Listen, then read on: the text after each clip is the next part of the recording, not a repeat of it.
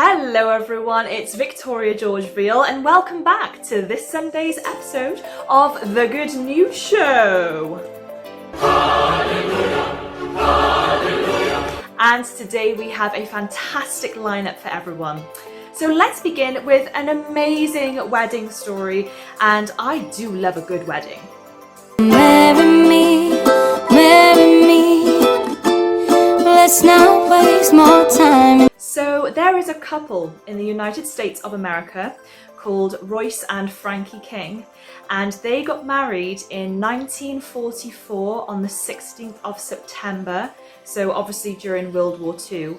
And when they got married, Royce was actually on a 2-day leave from the Air Force, and he was getting ready to fly back out there to fight in the war. And therefore they didn't have any time at all to prepare for wedding photographs. They didn't actually have any official photographs for their memory, which is really sad. And she also didn't have a wedding dress. Now, so the high school sweethearts are now aged 98 and 97 years old, which is incredible, and are now celebrating their 77th wedding anniversary. Massive congratulations to you both. The staff at St. Croix Hospice decided that it was time they had a do-over and planned a ceremony that included a vintage wedding dress and a photographer. And check out these photos, guys. Aren't they just absolutely gorgeous? And I'm so happy that they finally got their wedding photographs. It's just such a wonderful story, and I really wanted to share that with you on the show today. Speaking of weddings, I would also like to wish Anthony and Angela here in Wales a very happy 36th wedding anniversary. Congratulations! Now, recently I received a piece of news from a lady in the United States called Bernadine Simmons, and she wanted to share with the public that she has just recently been signed to a modelling agency.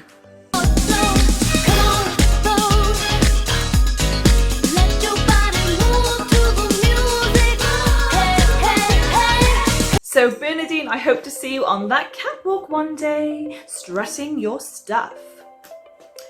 Now, I think it's time for some birthdays. It's my birthday. I'ma do what I like. I'ma wear what I like. I'ma party tonight. So first of all, I would like to wish Marlene and Martine a very big happy birthday in California. I hope it was fun-filled for you, and I really hope that the sun was shining for you out there. Secondly, I'd also like to wish a big happy birthday to Hayley Parker Close in Australia. It was her birthday very recently, and I hope that you were surrounded by all your family and friends. And now for a very good friend of mine, Claire in Wales. It was her birthday literally a couple of days ago, so I just wanted to wish you a very large happy birthday message, a big kiss and a hug. We also have a very special birthday. It's the 31st birthday of a seal in the United Kingdom. Let me explain myself. So last month, the Cornish Seal Sanctuary celebrated the 31st birthday of one of their favourite residents called Yule Logs. That's such a cute name. With a colourful layered ice cake topped with fish. Check it out, everyone. The sanctuary staff said it wouldn't be Yule Log's birthday celebration without a snooze on top of his cake after all of the excitement. That is so cute. The ice cake looks really tasty actually, but I think I'd have it without the fish. Ooh, not for me.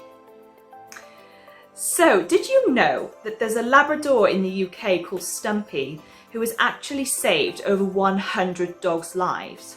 It's incredible, and I'll tell you all about it right now.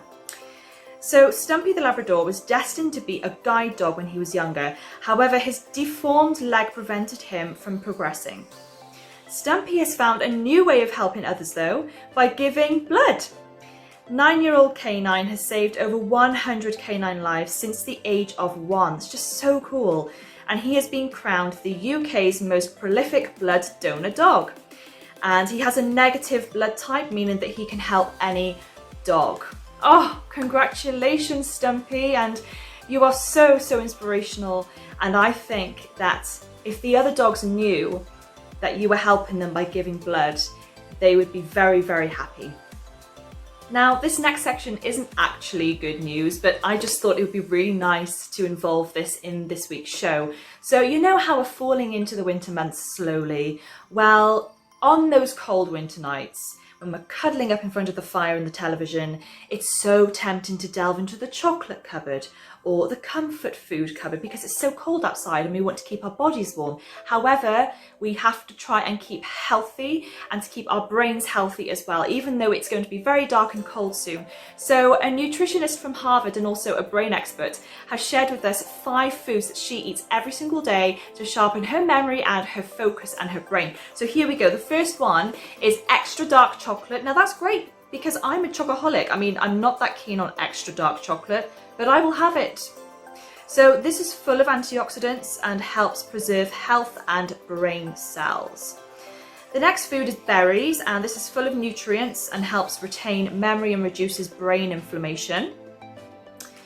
Turmeric. Now I think you can have this in basically anything. I used to eat it in porridge with some honey and it was actually quite nice. I know it sounds disgusting, but it honestly wasn't. It was a good recipe. And some of my family actually have it in curries and just basically put on the side of the plate with some salad as well. It sounds really weird, but they do that. So turmeric helps reduce anxiety, which is obviously a great thing, and lowers the decline with age. And then we have leafy greens. Now, there are so many leafy greens out there, but these lower symptoms of depression and they're full of vitamin B.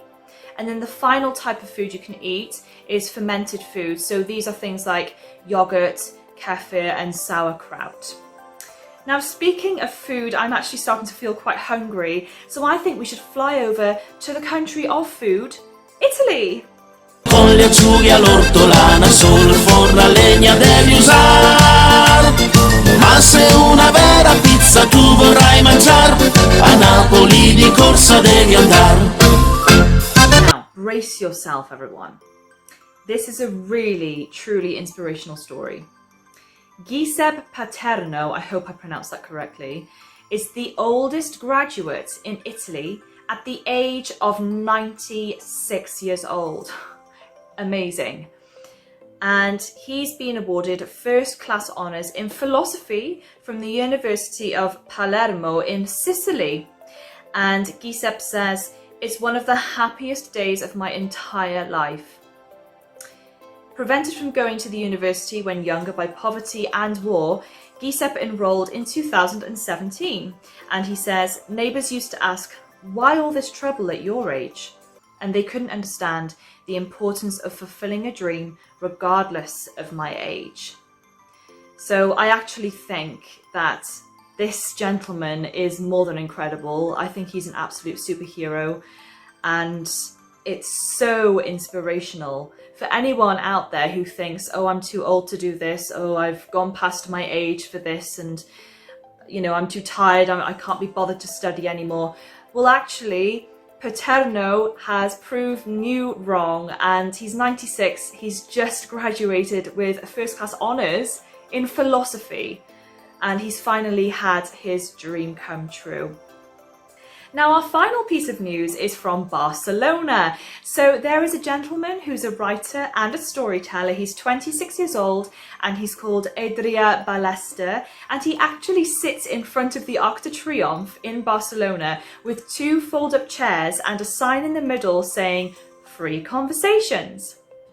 So anyone can stop, sit and chat in either one of 3 languages, Spanish, English or Catalan, about anything they like. And Adrià says, "We live in a world where it's often easier to send someone a message from another country than to say good morning to our neighbours." Some of the stories he gets told by visitors are truly incredible, some heartbreaking and some extremely tough. He even had a 70-year-old Lithuanian woman talk about the years she spent in a Russian concentration camp. Wow, I bet that was just so gripping to listen to, and I know that you're probably doing the world of good with a lot of people, and you're probably a little bit like a therapist actually, because I think there are so many people out there that would just love to sit and chat with anybody, and you know, you are one of those really good people that is setting a great example. So that is all for this evening. However, I do have a very exciting announcement. As you know, the Good News Show only airs once every fortnight. However, next Sunday is the 31st of October, meaning it's Halloween. So we will have a Halloween special.